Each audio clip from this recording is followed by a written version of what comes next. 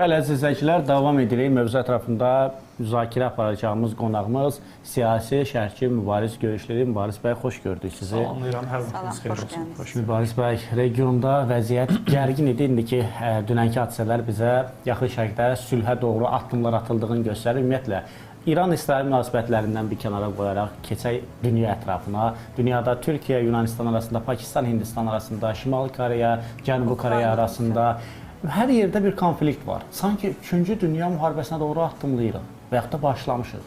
Nələr baş verir? Təşəkkür edirəm. Mən də salamlayıram tamaşaçılarımızı və çox təəssüf ki, dünyada sülhdən, təhlükəsizlikdən cavabdeh olan dövlətlər, təşkilatlar müharibə ilə məşğuldular.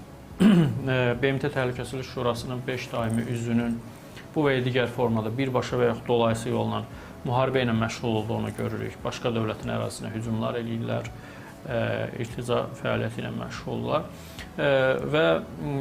Amma dünyada sülhü də təhlükəsizliyi də bu 5 dövlət və təbii ki, digər dövlətlərlə bir yerdə 200-ə yaxın dövlətlər məşğul olmalıdır və biz əksini müşahidə edirik.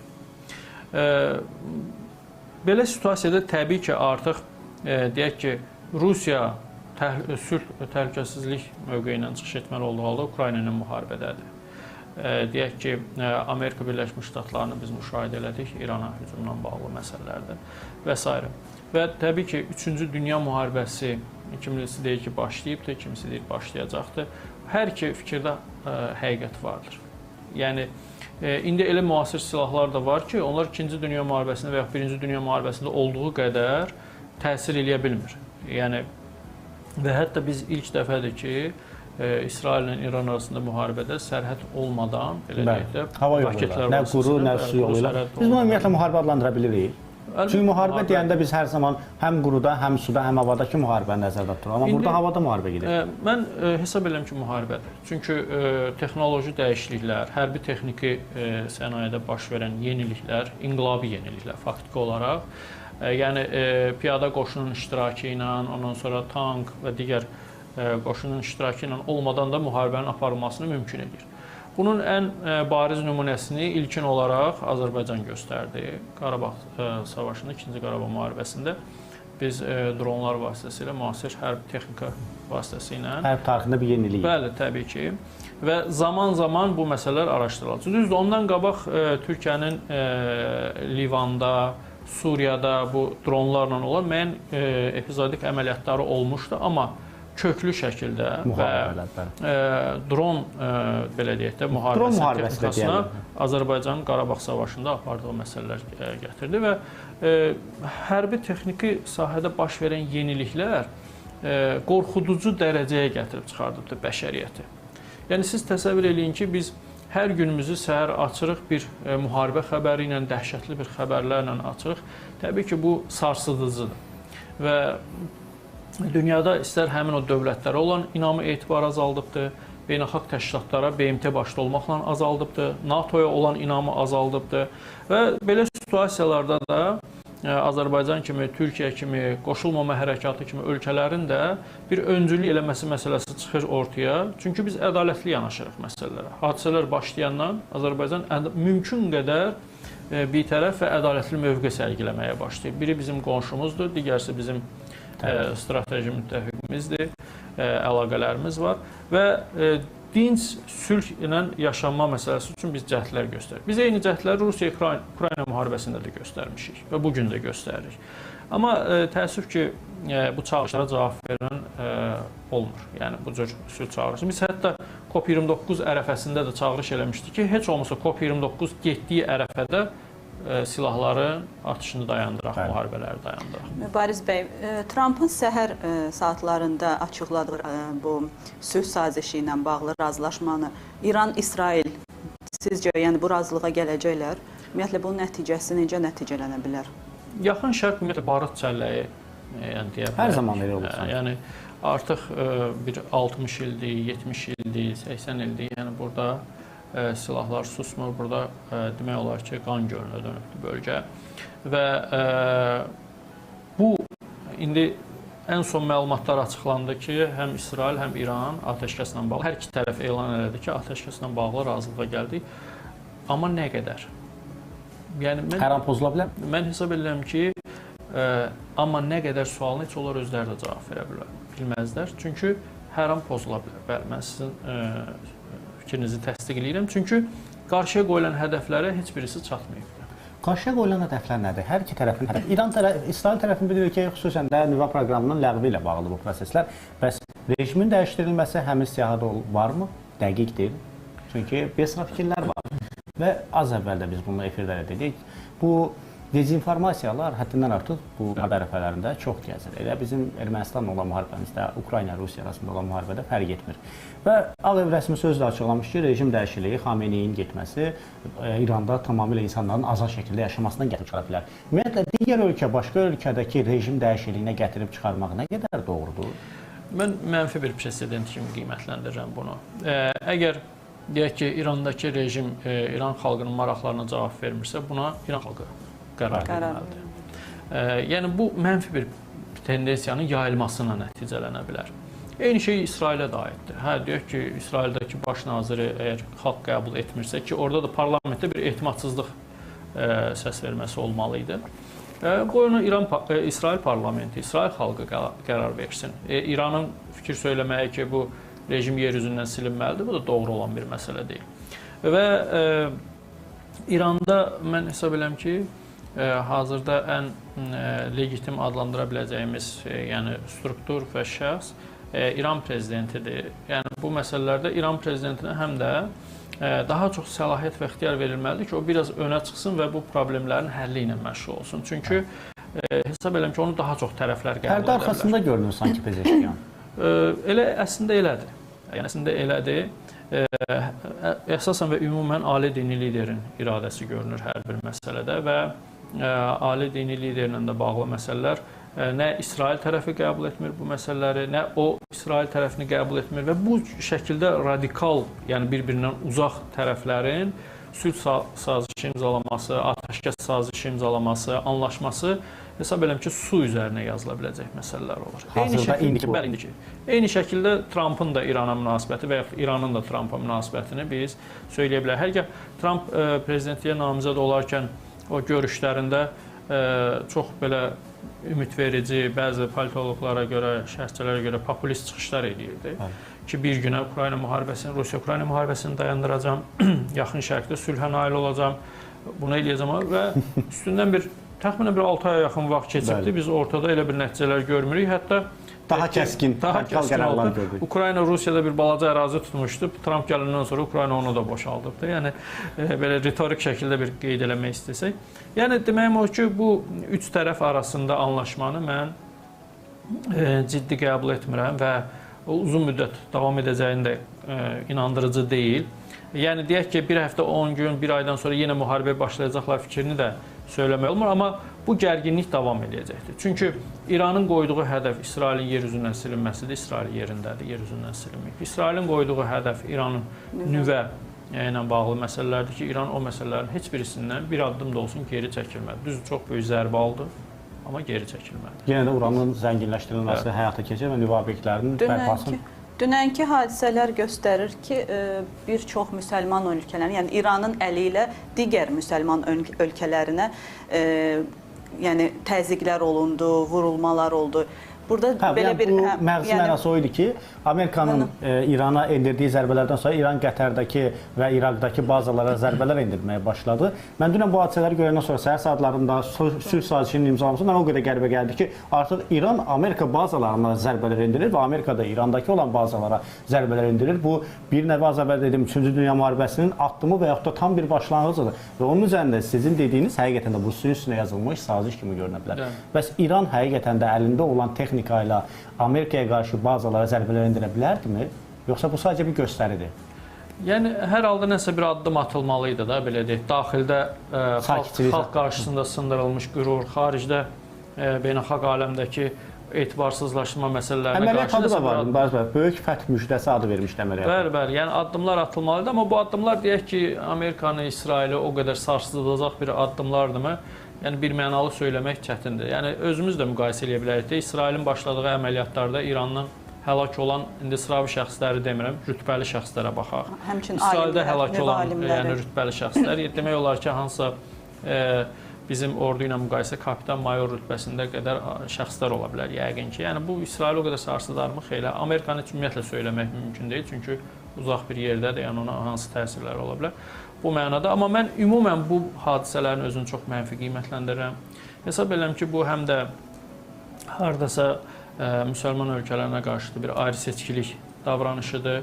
Hətta mən Amerikadan bəzi nümayəndələri qeyri-rəsmi və ya köhnə məmurlar açıqlama verirlər ki, növbəti hədəf Türkiyədir. Mən bu açıqlamaları şiddətlə qınayıram. Hesab edirəm ki, yəni belə məsuliyyətsiz çağırışlar, biz sülhə çağırırıq, sakitliyə, belə məsuliyyətsiz çağırışlar çox pis presedentlərin yaranmasına səbəb olur. Pakistana qarşı Hindistanın davranışlarını mən çox mənfiyə qiymətləndirirəm. Və bilirsiniz, demək ki, texnologiya mənim əlimdədir, güc mənim əlimdədir, mən istədiyimi eləyə bilərəm. Bu yaxşı bir yanaşma və müsbət bir məsələ deyil. Güc zorakılıq yaradır. Yəni, onlar deyək ki, qarşı tərəfin sənə qarşı elədikləri, sənin onu etdiklərin qədər təsir edici olmaz, amma istənilən halda o da sənə cavab verəcəkdir. Baxın, Fələstində yaranan təşkilatlar da tətbiq olunan güc nəticəsində formalaşan, indi terror təşkilatıdırmı, ya müqavimət təşkilatı, hər nədirsə, bu da onun nəticəsində yaranan məsələlərdir. Və baxırsınız ki, tətbiq olunan zor davranışı o nəticəni gətirib çıxartmır. Yəni, qoyulan hədəfə nail olmaq olmur. Və mən haşiyə çıxaraq qeyd etmək istəyirəm, bəzən bizim bu fikirləri biraz ciddiyə almırlar, amma mən hesab edirəm ki, Azərbaycanın apardığı müharibə torpaqların azad olunması üçün elə bütün tərəflərə nümunə olmalıdır. Yəni, biz də istəsəydik, mülki əhalini öldürə bilərdik, vura bilərdik. Biz də istəsək İrəvanı vura bilərdik. Biz istəsək nəinki İrəvanı vura bilərdik. Biz istəsək, ümumiyyətlə, Azərbaycan əskəri İrəvana daxil olardı. Yəni, biz bunları etmədik. Baxın, bir nümunə göstərdi. Eyni şeyi Türk ordusu haqqında da demək olar. Mübariz bəy, mən ən çox qorxudan, mən ən çox çəkindirən məsələ biz hələ ki, Çinin hər hansı bir müharibəyə daxil olduğunu görməmişik. Və texnoloji cəhətdən hansı avadanlıqlarla təmin olunduğu barədə də məlumatlar demək olar ki, internetdə görünmür. Sadəcə robotlar və s. o da hərbi baza deyil. Bu məsələlər ərzində əgər Çinin də sabah və biri gündə müharibəyə qoşulması və yaxud da hansı bir münaqişə daxilində təsir göstərməsi, desə ki, mən İran tərəfdən İranın öz haqlı suverenliyi və nüvə ballistik raketlərinin təmin etməsini qəbul edirəm, reallıqdır və bu olmalıdır. Bu birbaşa bəşəriyyətin məhv olmasına gətirib çıxarar. Təbii ki, yəni arzu olunan senari deyil, amma baxanda artıq Çin üçün də bir seçim imkanı qoyulur burada. Yəni deyək ki, açıq və gizli formada açıqlanır ki, növbəti hədəf falan ölkədə İrandan sonra da Çindir. Yəni biz də Çinin yerinə olsaq, müqavimət hissimiz formalaşacaq bu məsələ. Düzdür, biz Çin ordusunun, şəxsən mən Çin ordusunun son 10 illiklərdə elə bir uğurlu müharibə taktikasını və davranışlarını görməmişəm, açığını desək. Çin elə belə deyək də siyasi bəyanatlarla, iqtisadi davranışlarla falanla bu məsələləri həyata keçirdir. Amma bu o qənaətə gəlməyə əsas verirmi ki, zəifdir və yaxud nələrsə və yaxud da ki, o müharibəyə girməlidir. Yəni o situasiyanı yaratmaq əslində doğru deyil. Başqa bir tərəfdən Çinin özünün əsas ana problemi Tayvan problemidir. Yəni hələ o məsələni həll etməmiş Çin daha çox məsələlərə yayıla bilmir və görünür ki, taktikası da bundan ibarətdir ki, açıq hərbi qarşıdurmaya girməkdənsə iqtisadi ekspansiya siyasəti ilə, hərbi texniki yardımlarla və s. bu kimi addımlarla və digər texnoloji məsələlərlə faktiki olaraq Çin həm də dünyada bir hegemon güc halına gəlibdir. Amerikanı həm də qorxuzan budur. Yəni biz elə həyatımızda da bunu hiss edirik də, Bakı şəhərində də, Azərbaycanda da Çin malları demək olar ki, qərb malları ilə yarışa biləcək səviyyədə istifadə olunur. Eləcə dünyada. Bazar iqtisadiyyatına başları qarışıb, digər müharibə ilə maraqlanmırlar. Gələk Hörmüz boğazına. Bir də üzr istəyirəm, bir məqamı da deyim. Çinin siyasi təsir etmə imkanları da Amerika qədər, qərb ölkələri qədər deyil. Amerika və Bəli, Çindən danışdınız. Çin həmçinin qərb ölkələri, Rusiya, indi Amerika mövqeyi ortadadır da. Bu qarşıdurmada hansı mövqedədirlər? Çin İsraili qınayan açıqlama verir və İranı müdafiə edən açıqlama verir və kəşfiyyat məlumatları, PEK məlumatlarından da açıqlandı ki, Çinin ən azı bir 5 təyyarəsi bu müharibə dönəmində İrana eniş edibdir, yük təyyarəsi, görünür ki, hərbi yük təyyarəsidir, eniş edibdir və yəqin ki də İrana yardım edibdir. Yəni bu məsələdə Çin adətən belə məsələləri çox sakit bir şəkildə, səssiz, küysüz həyata keçirməyə çalışır. Hətta mən sizə bir məlumat üçün deyim ki, mənim qarşıma çıxmışdı. Qırğızstanda Çin verilən məlumatlara görə çox gizli şəkildə hərbi baza tikir. Və hələ heç kimsə Çinə bunu sübut edə bilmir ki, orada sən hərbi baza tikirsən. Yəni bu şəkildə belə bir fəaliyyət Saman altından siz verildi. Bəli, açıq şəkildə, gizli şəkildə üzr istəyirəm. Bu mənada mən sizin sualınıza cavab olaraq qeyd edim ki, Çin və Rusiya da İranı dəstəkləyirlər bu məsələdə və bu qədər bölünmə də dünyamız üçün də, regionumuz üçün də yaxşı bir nəticələr vəd eləmir. Xüsusən İranda bu ilərləyən dönəmlər ərzində hər hansı bir parçalanma olma ehtimalı varmı? Siyasi proseslər belədir ki, bir mənalı şəkildə filan hadisə baş verəcək və ya verməyəcək demək mümkün deyil. Bugünə görünən budur ki, İran xalqı nə qədər söylənilsə də ki, rejimin əleyhinədir, onu istəmir. Bu məntiqlə artıq İran xalqı ayağa qalxıb hakimiyyəti devirməli idi. Amma əksinə biz mitinqləri görürük. Ola bilər ki, bu da hakimiyyətin təbliğat məsələlərdir, amma hər halda biz bu mitinqləri görürük ki, dəstək aksiyaları, hətta İran prezidenti getdi, aksiyaların birinə qoşuldu, iştirak elədi. Yəni, görünən budur. Amma hər an bu situasiya dəyişə bilərmi? Dəyişə bilər. Amma nə zaman dəyişəcəkdir? Bugün deyilsə nə zaman dəyişəcək? Bugün İran hakimiyyəti xeyli zəiflədilmiş durumdadır. Yəni, siz təsəvvür edin ki, ali dini liderə dəstək verən bütün o hərbi, yarım hərbi qruplar, onların rəhbərlikləri aradan götürülübdür, məhv edilibdir bir çoxları, qərargahları vurulubdur, Sepah olsun, Bəsic olsun. Yəni, demək olar ki, çox çətin bir situasiya yaranıbdır.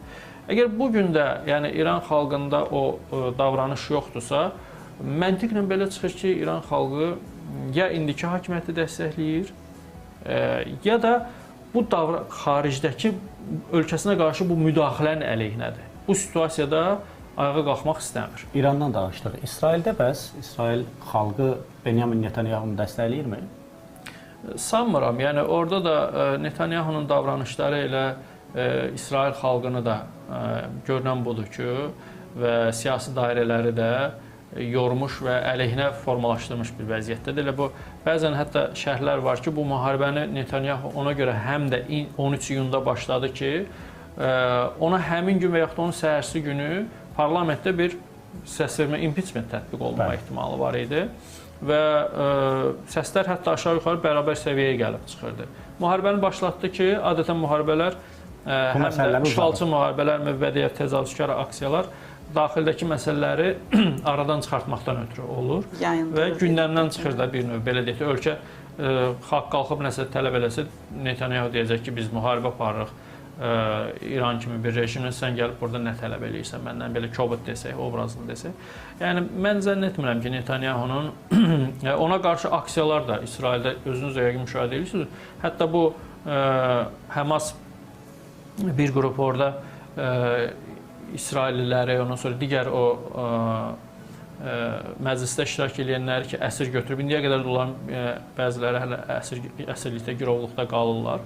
Hələ indiyə qədər azaddır və onların yaxınları ilə dəfələrlə aksiyalar keçirdirlər Netanyahu'ya qarşı ki, yəni axı sənin tətbiq etdiyin metod onları da azad etmədi, oranı da dağıtdın, bizim əskərlərimiz də həlak olur. Yəni bu məsələlərdə və o da öz o siyasi nüfuzunun hesab edirəm ki, aşağıya doğru gedir. Mübariz bəy, İran-İraq müharibəsi 10 il ərzində İran heç bir şey qazana bilmədi. Elə İraq tərəfi də heç bir şey qazana bilmədi. İsrail-İran müharibəsində hər hansı bir tərəfin qazanacağı bir şey varmı?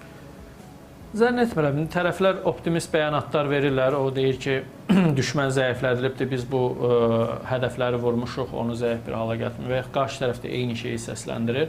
Amma əsas qarşıya qoyulan məqsədə nail olunmayıbsa, hesab edirəm ki, bu bəyanatlar daxili auditoriyanı sakitləşdirmək və xaricdəki o belə deyək də müttəfiqlərinə də ürəkdirək vermək məqsədi daşıyır. Faktiki olaraq hər iki tərəf çox böyük zərər görübdür. Məsələn, daha çox da İran zərər görübdür. Və açığını deyim ki, mən Təbrizdir, Ərdəbildir, elə Tehranın özü də olsun. Çünki Tehranda bildiyim qədərlə 15 milyon əhalinin böyük əksəriyyəti türkdür, Azərbaycanlı da. Yəni bu şəkildə hücumlar insanı çox ağrıdan məsələlərdir. Eyni şey İsrailə də aiddir. Yəni dinc insanların bu şəkildə öldürüm. İndi bir açıqlama verilir ki, hərbi hədəfi vurmuşam. Biz nə bilirik, yanında olmamışıq. Bəlkə o raket gedib həm də mülki insanların yaşadığı və dəqiqdəki gedir, dəyir bu məsələlər. Və çox böyük ürək ağrısı ilə biz bunu müşahidə edirik. Mən hesab eləmirəm ki, qarşıya qoyulan məsələyə nail olunur. Biz qarşıya nə məsələ qoymuşduq Azərbaycan olaraq başlayanda? Torpaqlarımızı azad eləmək. Bəli. Və Paşinyan orada yallı gedirdi. Amma bir neçə gün bundan əvvəl Qurban Bayramında sosial şəbəkədən də olsa Azərbaycan dövlətini və xalqını təbrik elədi. Hətta siz diqqət etdinizsə, Türkiyədəki görüşdə onun açıqlaması Zəngəzur dəhlizi ilə bağlı çox rahat şəkildə deyir. Deyir ki, Türkiyədə əlimizdə Zəngəzur dəhlizi vasitəsilə keçsin. Nə var burada? Nə olacaq bu? Adam o qədər belə müsbət enerji şəkildə açıqlamalar verir. Artıq məyərsə bir söz var, etik olmasa, deyir müsəlmanın başı daşa dəyəndə ağıllanır. Amma bəzi bizim qonşu dövlətimiz var ki, adı qonşudur, bizə düşmən olan, onların da başı daşa dəyəndən sonra ağıllanırlar. Təbii ki. Digər bir məsələ də var. Dəmir yumruğa belə. Bəli. Digər bir məsələ, unutulan bir ölkə var. Amma hər kəsin qorxduğu Şimali Koreya. Rusiya-Ukrayna müharibəsində biz görürük onların təsirlərini, hətta tutulan əsirlər daxilində. Bu müharibədə kim hakimiyyəti hansı mövqeydədir və nə etməyə qadirdir İran-İsrail münaqişəsində və müharibəsində? İsraili qınadı. Yəni yəqin ki, indi Şimali Koreya ilə İsraillə elə bir gərgin münasibətləri yoxdur. Yəni mən belə müşahidə eləməmişəm qarşılıqlı olaraq hansısa formada. Amma yəqin ki, Amerikanın müttəfiq olmasına görə, Amerikanın İrana qarşı olmasına görə Şimali Koreya İsrail əleyhinə çıxış elədi və İranı dəstək verən bir bəyanat verdi. Amma bu bəyanatdır da, yəni ki, Şimali Koreya düzdür, nüvə silahına malikdir. Çox təhlükəli bir məsələdir. Özdə bu təhlükəli məsələ hərəkətlərini, addımlarını, qərarlarını planlaşdırmaqda çətinlik çəkdiyimiz bir liderin əlinin altındadırsa, bunun düyməsi. Yəni bu lap çətindir. Yəni bu situasiya lap qorxuducudur. Düzdür, dünyada hələ Amerika Birləşmiş Ştatlarından başqa bir ölkəyə, dinc xalqa, əhaliyə qarşı atom silahı istifadə edən bir ölkə yoxdur. Və hesab edirəm ki, Amerika Birləşmiş Ştatları dövlət olaraq da, xalq olaraq da bir ömür bunun utancı ilə yaşamalıdırlar. İllərdir Yaponiyadan buna görə. Bəli. Yəni, amma Şimali Koreyanın mən belə bir açıqlaması ilə rast gəldim. Düzdür, indi bu nəyisə həll etmir. Yenə deyirəm, İran tərəfdən gedib döyüşmür, Rusiya tərəfdən gedib döyüşürdü İran tərəfdən. Orada piyada döyüşləri də yox idi, quru qoşunlarının bir hərəkət eləyəcək bir fəaliyyət də yox idi. Amma siyasi dəstək olaraq o İsraili qınayan bir açıqlama verdi.